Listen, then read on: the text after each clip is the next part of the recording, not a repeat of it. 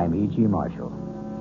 Welcome to the world of mystery, to the world of terrifying imagination. The story you are about to hear is called Lost Dog. Yes, a dog story. But please don't expect a charming family tale about man's best friend. In fact, you may even decide that the dog in this story is man's worst enemy. It all depends on whether or not you share the particular terror of our heroine, Miss Julia Smollett. Get it out! Get it out of here, please! Please, George, take him away! Give me a dog, for Pete's sake. There's nothing to hurt you. Get it out! George! Please!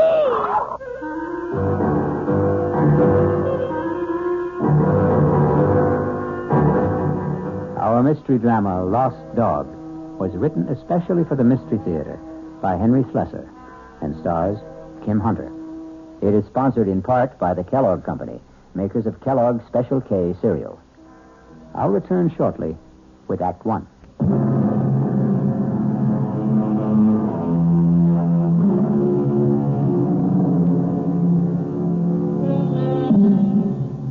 Our story begins in the quiet parlor of a small suburban house at the end of Elm Street.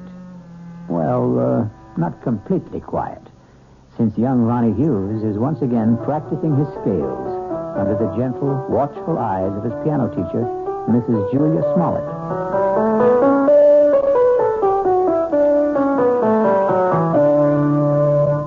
Well, that was very good, Ronnie. It was much better than last time. I still wish we could skip this scale stuff, Mrs. Smollett. I mean, I'm not saying that I'm ready to play concertos yet, but just the same... Why does it bother you so much, Ronnie? Well, playing scales makes me feel like a little kid, I guess. Oh, that's silly. All the finest pianists had to learn their scales before they could play any composition. I guess it's my fault for starting to learn to play so late in life. Ronnie, 19 years old isn't very late in life. I'm 20, Mrs. Smollett. Are you? Already? Oh, now don't tell me you've been coming here a full year. No, just about 4 months. But my birthday was last week. It was on Thursday. You weren't well last Thursday. Oh, yes, that's right. You still don't look well. Listen, why don't we see how well you know the chromatics? Your cheek, it's swollen. It's still swollen. Does it hurt? No, it doesn't hurt at all. It was silly of me to stumble and fall that way. I know that your husband hit you, Mrs. Smollett. Now, that's a very silly thing to say. You can't tell me it isn't the truth. I remember the first time he did it. At least the first time I knew anything about it. Now, I'm going to have to put a stop to this. Yes. I wish you would. I wish you'd call the police or something the next time it happens. Now, listen to me, young man. You've been listening to a lot of foolish town gossip. Then tell me it isn't true. What I'm telling you is that it isn't any of your business. Yeah, I guess that's right. It's none of my business. I should never open my big mouth. I'll just keep it shut from now on. Ronnie. Yeah? All right, my husband and I had a quarrel. He was drunk, wasn't he? George is in a very difficult occupation. The competition is very keen, and, well, the people he has to deal with aren't always very gentle. I don't know anything about the trucking business, Mrs. Smollett. I just hate the idea of anybody hurting you. That's all. I just can't understand why he'd do such a thing. What did you do to him? Well, if you must know, Ronnie, I won't allow him to have a dog. You what? It sounds silly, doesn't it? And you're right, it is. It's silly on my part. But I'm absolutely terrified of dogs. And unfortunately, my husband wants one. He wants one very much. And that's why he hit you? Well, the argument goes back a very long ways, almost since George and I were married 7 years ago. Well, it wasn't much of a problem when we lived in the city. George didn't have his trucking company then. He was just a driver. But when he got the chance to buy into a firm out here, well, we bought this house. And I guess having a house in the country made George think about dogs and things. But I just don't see what's so important about it. Well, some things become important in marriage. Oh, now, just look what all this talk has done to the time. It's after 6:30. My husband's going to be home in half an hour, and I haven't even started dinner. Will he beat you for that, too? Ronnie, if you keep talking this way, well, I just don't think it would be wise to continue giving you lessons. You don't mean that. I'll see you on Thursday, Ronnie. Yeah. Sure. Bye, Mrs. Smollett. Goodbye, Ronnie. And happy birthday, Ronnie.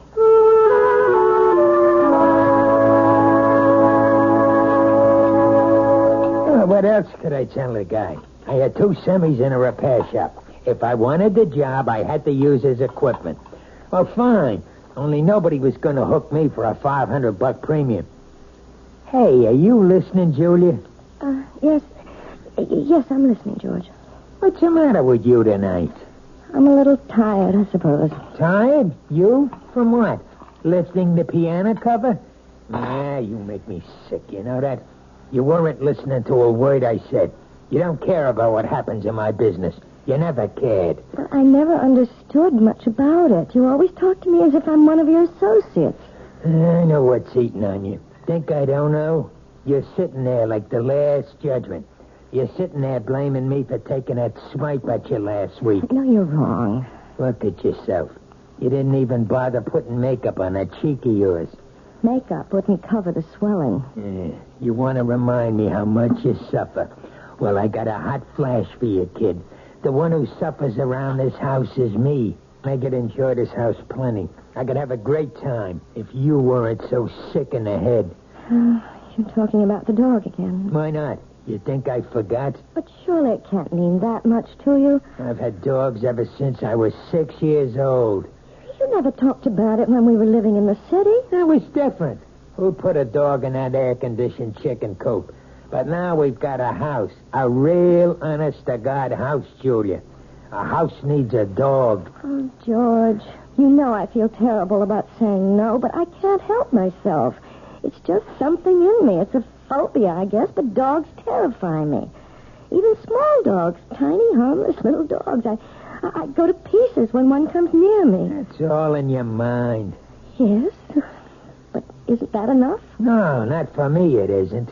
Can't you understand that it's like a sickness, like a disease? Okay, so if it's like a disease, how come you never got cured? How come you never saw a doctor about it? A doctor? Yeah, that's right. You're telling me you're sick? We'll just find out. Well, where are you going? I'm going to get you an appointment, a doctor's appointment. I'm calling Dr. McCann right now. At this hour? I'll call him at home and make an appointment for tomorrow. We're going to settle this thing once and for all.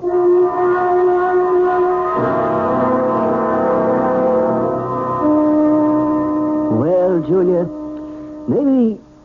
maybe I'm the wrong kind of doctor. What do you mean? Well, if you're serious about getting rid of this phobia, that would take a specialist. You mean a psychiatrist? Oh, some kind of head doctor. I'm sure you realize that people who are afraid of certain things, well, they've usually had something happen to them in their childhoods, some traumatic experience or other that gets stuck in their mind like a burr and won't come out. Doctor, you know we couldn't possibly afford going through analysis. George's company isn't doing that well. He'd never stand for paying all that money week after week. Well, maybe you don't need all that couch stuff. Maybe there's something else you might try. Like what? Do you ever hear of hypnotherapy? You mean getting hypnotized by someone? Not just by someone. I mean someone who can put you under and maybe help cure you of this thing. I'm not saying it always works, but it does sometimes. Oh, I don't know. The thought sort of frightens me. Nothing frightening about it. It might be just the way to find out why you're really afraid of dogs.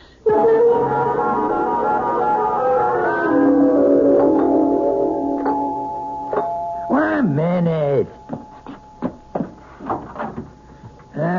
What'd you do, forget your key? Yes, George, I'm sorry. Where you been so late? It's almost 7:15. I went to a movie after I saw Dr. McCann. I was just so nervous. I had to get out of myself, so I went to this movie, and it lasted longer than I thought it would. Oh, that's great. Just great. Now what happens to my dinner, huh? Dinner's all ready. All I have to do is heat it. That's a fine thing. I come home early to surprise you. You're not even here. I'm sorry, George. Do you think you should have more to drink now? I mean, it won't take me more than 10 minutes to get dinner on the table. Never mind how much I drink. Besides, I'm in no hurry for dinner. I want to know what the doctor said. Well, it's just as I told you, George. There's nothing Dr. McCann can do for me. It's not something that can be cured with a pill. There's gotta be some way. Well, he suggested that maybe a different kind of doctor, a hypnotherapist. A what? Someone who hypnotizes you, who tries to make you go back into your past. Sounds like a lot of junk to me. Well, it might do some good. I really don't know. I'll tell you what would do some good. A little direct action. That's what you need. What are you talking about, George? The only way to learn how to swim is to jump in the water, right? Well, that's what you need, Julia. I simply can't make you understand, can I? Well, maybe I can make you understand. Forget it. You want to get that dinner ready? I'm hungry. Yes, I'm going now. Look, why don't you change first? Change? Yeah, your clothes. Get more comfortable. Well, yes, I think I'd like to do that, George. I won't be long.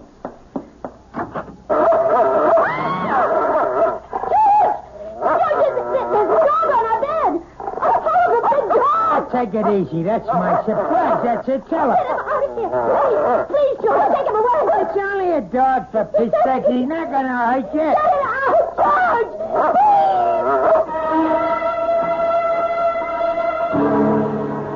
It only goes to prove that there are more terrors in this world of ours than anyone imagines. But the question in the Smollett house is, which one is the real terror? Attila the dog or George the husband? We'll learn more about both of them when we return shortly with Act Two. This is WOR New York, your station for the Mystery Theater.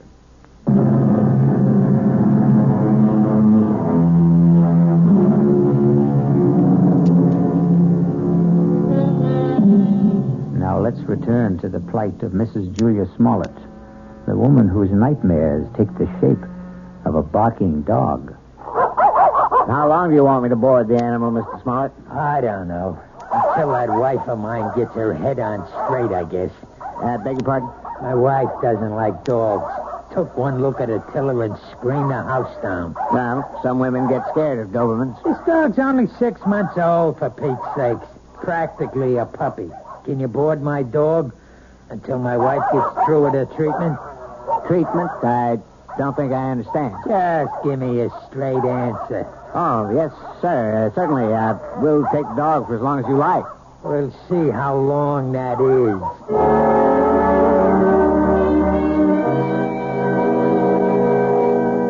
Please sit down, Mrs. Smollett. Thank you. Right here, Mr. Smollett. Yeah, thanks. You both seem a little nervous. I'm sorry, Dr. Froelich, but I suppose I am. I know. Dr. McCann explained to me. He said that hypnotherapy was an accepted kind of treatment. For some cases, yes. Not all of them. All I want to know is, will it work? Well, frankly, I don't know much about your wife or her problem. I'm not going to say I can help her get over this particular phobia until I do. Please, George, let me tell the doctor about it. I can tell him in one sentence. My wife's afraid of dogs. All dogs. Big ones, little ones. Falls apart when she just looks at one. No, that isn't true. I don't fall apart, as my husband said, unless I'm close to them. Animal phobias are one of the most common types I deal with, Mrs. Smollett, and I might say that I have a great deal of success with them. But how do you do it? I use a technique called hyperamnesia. Amnesia? Actually, it's the opposite of amnesia. After placing the subject in a trance state and making her completely willing to free herself from critical judgments about her past... Wait a minute. I'm not following you. What we do is get the subject to remember long-forgotten, very, very deeply repressed experiences. Sometimes they remember them in great detail, even though they still maintain amnesia at the conscious level. And do you see? I'm not sure I do. Do you mean you can find something in my mind that I don't even know is there? Possibly. It may take some time. We might need several visits to establish a rapport between us. But if all goes well, we should soon be able to find out if anything in your past is causing this problem.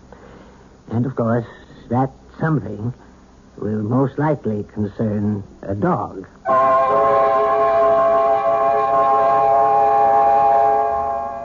That wasn't one of Hank's longest passes, but it was a bullet right at Joe Flax, deep in enemy territory. George? 3 minutes left in the half. You home already? Whether or not the Raiders will try to go all the way. Well, what happened? How'd it go at Folix? It was all very strange. Well, come on, let's hear it. Did he get you hypnotized or didn't he? Look, I just want to hang my coat up. Look, I'm missing a big game just because I want to hear. You might as well turn it on again, George, because all that Dr. Froelich did was what he called the first stages. What does that mean? I mean, well, he put me under all right. There wasn't any problem about that. Yeah, I figured that. Tell me what he said about the dog. He didn't say anything, George. Oh, what do you mean? Just that. He didn't start talking about my problem. That's going to have to wait until I'm more receptive. What's he trying to do? Keep stringing you along until he bleeds me dry?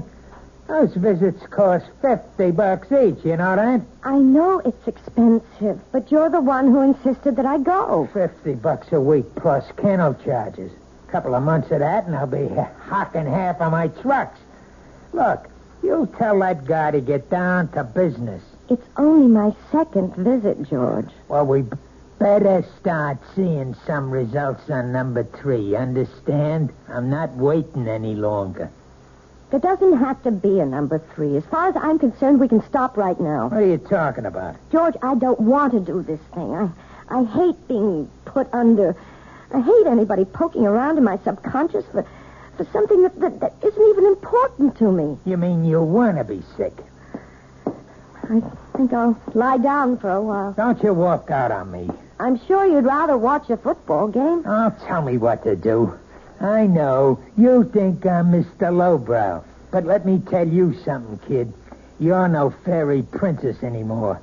Maybe that's what you used to think you were back in the old days. But the only fairy around this house is that piano student of yours. I don't like to talk to you when you're like this. That's what you always say when I'm drinking. Well, I'm not drinking now. And you better listen to what I'm saying. Oh, please, George, don't touch me. Yeah, I knew that was coming next. Don't touch. That's your favorite phrase, night and day. Don't touch, George. You're hurting me. That's the only thing you understand. The only touch that means a thing to you. Let go of me. Stop being such an animal. I'll show you what animals do. No, George, please, don't. I'll show you what kind of an animal I am. I'll show you. Don't, George, please don't. Please.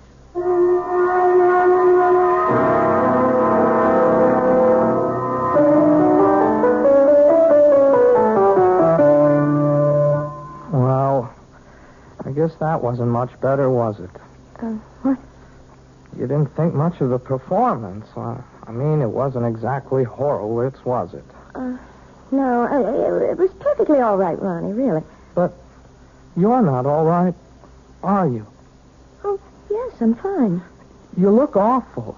No, I didn't mean that. You never look awful.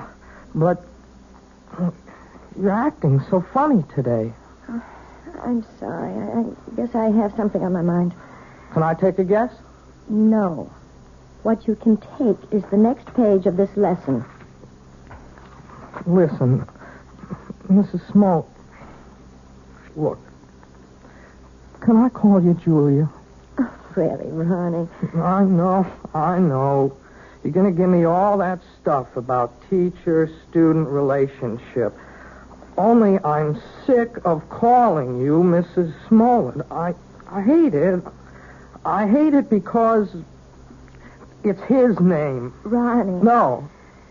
You're the most important thing in my whole life. Please, Ronnie. I don't want you to say things like that. They're not true, and they're just making it impossible for me to teach you. You know how I feel about you. I'm sure you do. You're just too smart not to have seen it. I know that you're 20 years old. Is that why you don't want me to talk about it? Because I'm younger than you are? Look, it's flattering that you feel that way, Ronnie, but I know it's just a little crush you have. Boys go through that sort of thing all the time. Boys. Crush. Look, you're treating me like a kid.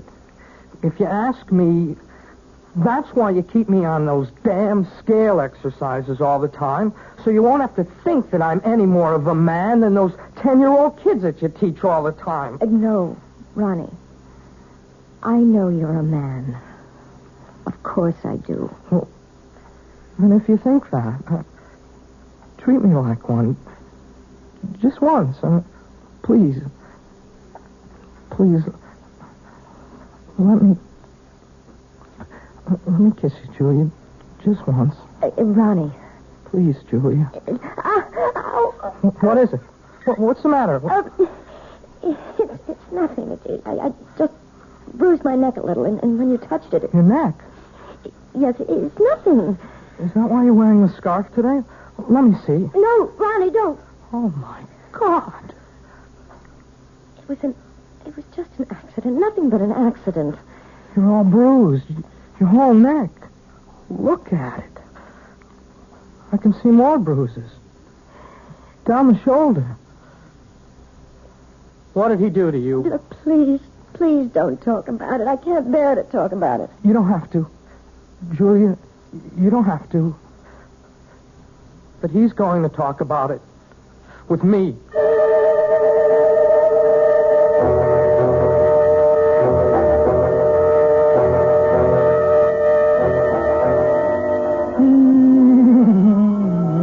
Hannah, sit down, will you? Doesn't that bring back memories?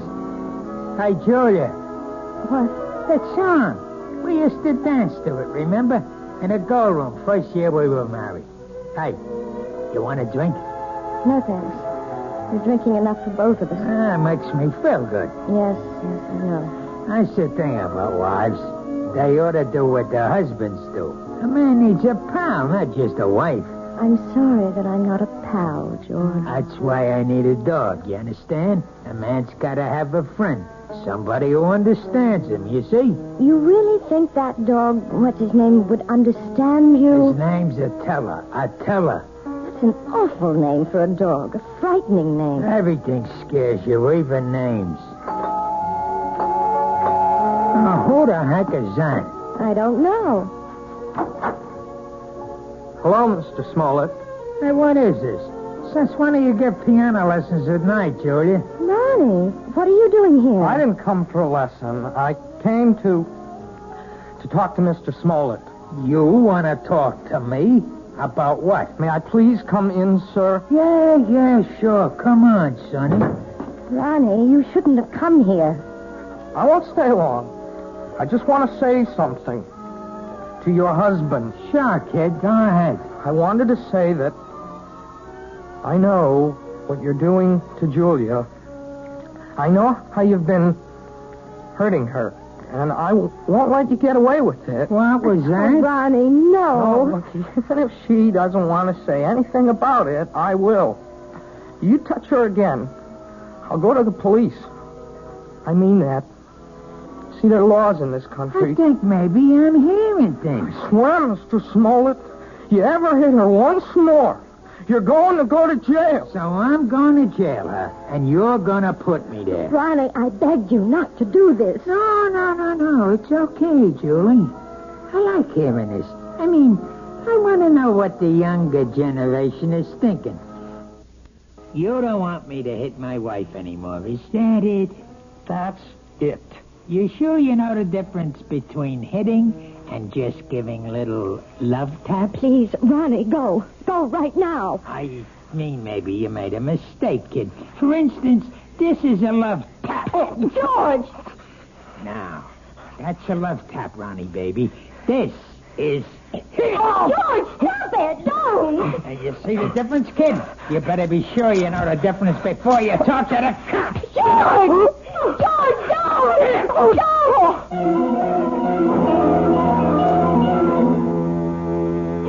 Yes, it's sad to realize that all men who love dogs aren't necessarily lovable themselves. But obviously, George Smollett is a man who believes that brute force trains people as well as animals. He may be right in some respects, but perhaps he should be aware of the old saying that every dog has his day. I'll be back shortly with Act 3.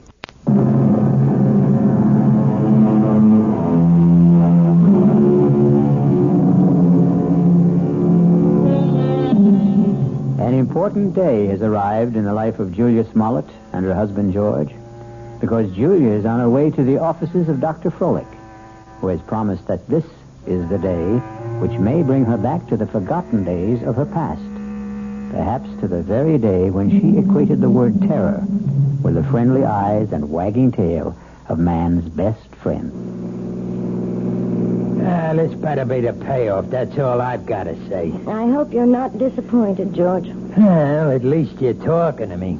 That's the first word you've said to me in 2 days. I haven't had much to say. Look, the kid Ronnie's all right. I didn't mark him up. He's still as pretty as ever. That worries you, doesn't it? Nobody's got a right to walk into my own house and say those things to me. You have nothing to worry about, George. Yeah, that's what you say. $50 a visit is something to worry me, and $40 a week for the dog, and a lot of other things. We've also lost a piano pupil. I suppose you realize that. Who cares about that? Ronnie paid $20 a week for his lessons, George. I won't miss it. Not as much as you'll miss your little Prince Charming. Well, what about it? About what? You're going to miss him, right? You're not going to have any shoulder to cry on, are you?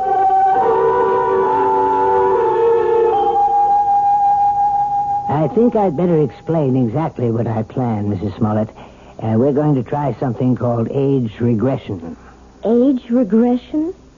It sounds as if you're going to make me younger. That's almost exactly what we'll try to do. Well, if you can, Doctor, you'll have every woman in America on your doorstep. All I'm going to do is attempt to take your mind back into your own past. I'm going to see if you can relive some of your earlier years. You mean that I might actually remember things from my early childhood? I'm hoping that you'll recall one particular thing. The thing which you've been concealing from your adult self for a very long time. It's rather frightening, isn't it? No, you mustn't fear knowledge, especially self-knowledge. Now, we'll just draw the window shade and we'll get started.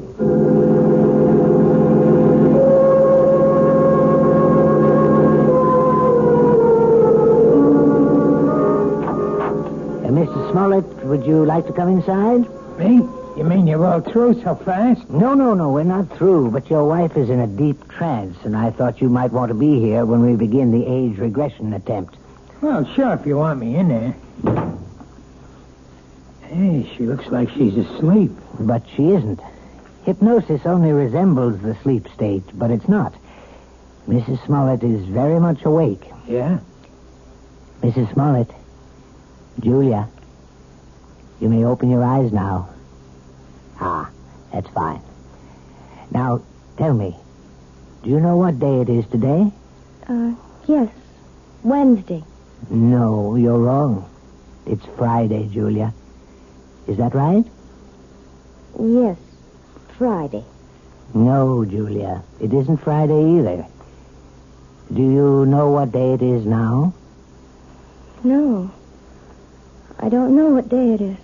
In fact, right now you don't know the day or the month or even the year, Julia, do you? No. You see, Mr. Smollett, I'm purposely doing this to dislocate your wife in time. Oh, yeah, I understand. Julia, you're going to be a child all over again. You're going to see and hear and feel everything you did since you were a baby. And you're going to tell me everything I want to know about what you see, hear, and feel. You're going to answer all my questions starting right now. You understand? Yes. Julia, you are 1 year old. Do you hear me? You're an infant, only 1 year old. Tell me what you know, Julia. Tell me if you're afraid of dogs.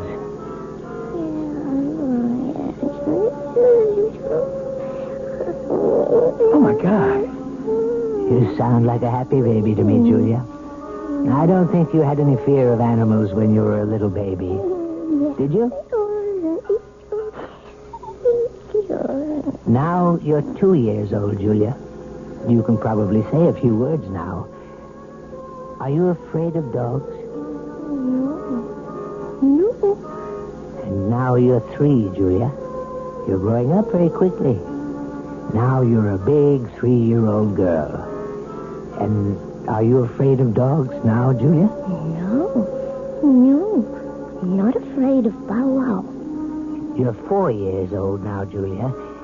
Tell me if you're afraid of dogs now.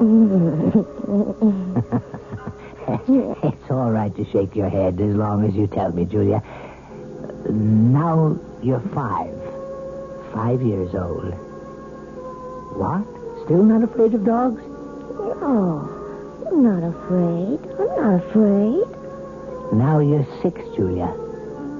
6. This can go on forever. Please, Mr. Smollett. Not afraid at 6, Julia? Then let's be 7 years old. You're 7 years old. Still not afraid, are you? Now, what about 8?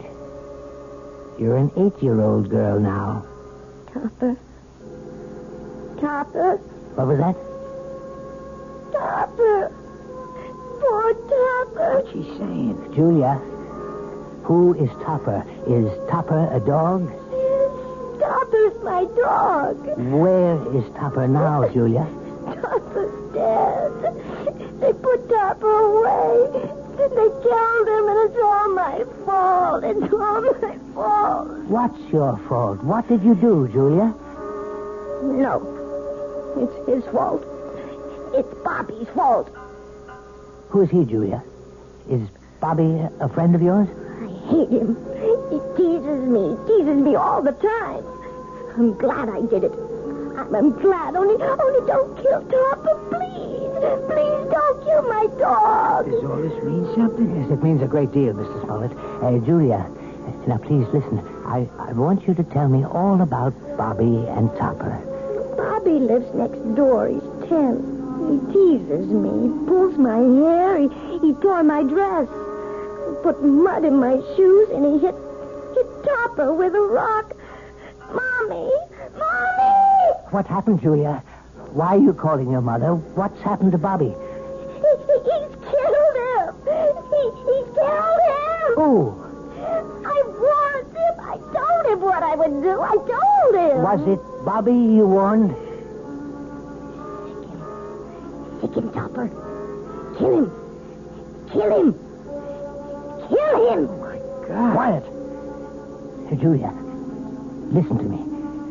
I want you to explain everything to me very clearly. Did you tell your dog to hurt Bobby? Yes. Did he hurt Bobby?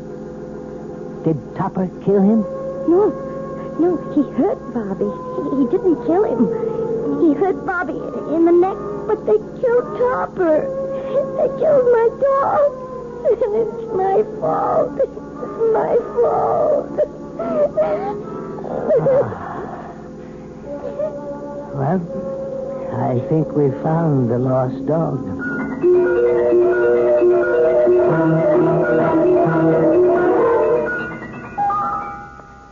So, now you know, Mrs. Smollett. Now you may be able to understand. It was this one incident in your childhood, this one tragedy of your past innocence, which is responsible for your phobia. More than anything, you have a strong feeling of guilt. You blame yourself for what happened to little Bobby, when in all likelihood you were not in any way at fault. No, Dr. Froelich. You're wrong about that part. It was my fault. I remember it all now. You probably just wished that Topper would turn on the little boy, and you saw your wish become a reality. So you accused yourself of a crime. I didn't wish it. I told Topper what to do. I hated Bobby so much I wanted him to sink his teeth in that little boy's throat. Well, at least you've brought it all into the light, Mrs. Smollett. And something tells me that it won't be long before you'll willingly accept the love and friendship of a dog again.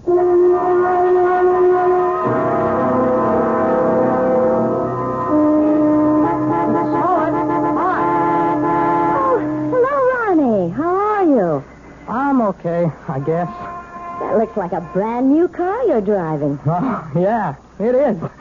My parents gave it to me for my birthday, but, well, it took a couple of months to get it here from the factory. Well, you see, I wanted a couple of special things done to it. It's very handsome, Ronnie. I'm sure you're enjoying it. Yeah, it's great. I guess you've been shopping, huh? Yes, I have been. Ronnie, maybe you'd like to come inside for a few minutes for some tea or something? I'm afraid I can't right now. See, I'm supposed to pick up Lisa at her house.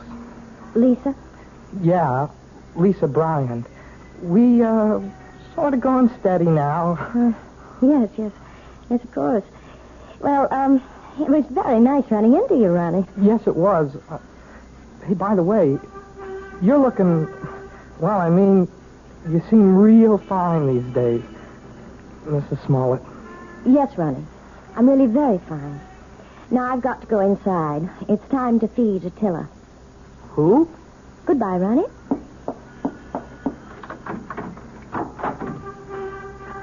Attila! Where are you? Attila? Here, boy. Oh, where's that animal? Oh, well, I suppose he's playing in the yard or something. Oh, or maybe he's in the bedroom. Attila? No, not in there. Oh, I see George's jacket's back from the cleaners. I hope they haven't taken all the smell out of it. No, they couldn't do that. Nothing will ever take the smell of George out of anything. Now to find that animal. Attila! Where are you? Attila? Are you here? Oh, there you are. Oh, for heaven's sake. Are you still tied up, you poor thing? Well, don't worry. I'll have you out of that in a minute. We can't have you tied up, can we, boy? We can't play our little game if you're tied up. Yes, that's a good dog. Good boy, Attila. Now, let's play our little game. See the jacket, Attila? See? Smell the jacket, boy. Go on, smell it. That's a good boy. Now, sick him, Attila. That's it. Sick him, Attila. Sick him.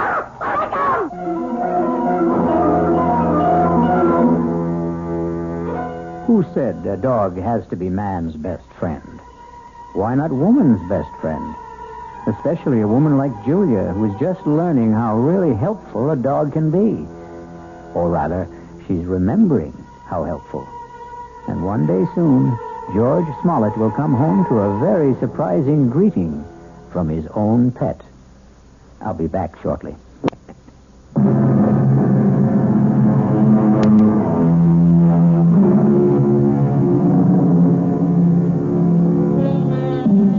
We hope we haven't given you the impression that we don't love dogs. We love them very much, especially since dogs are descended from wolves.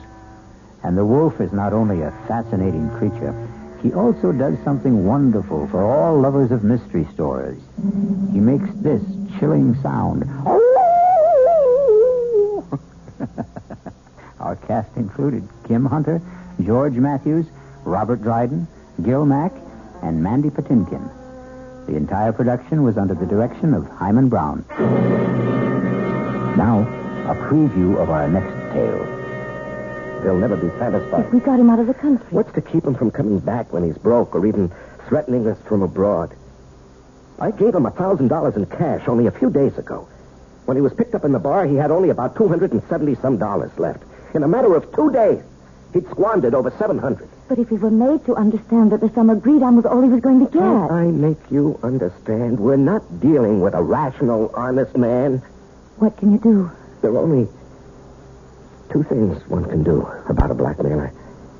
Keep on paying and paying forever. And the other? And the other, kill him. Radio Mystery Theater was sponsored in part by Anheuser-Busch Incorporated, brewers of Budweiser. This is E.G. Marshall inviting you to return to our Mystery Theater for another adventure in the macabre. Until next time, pleasant dreams.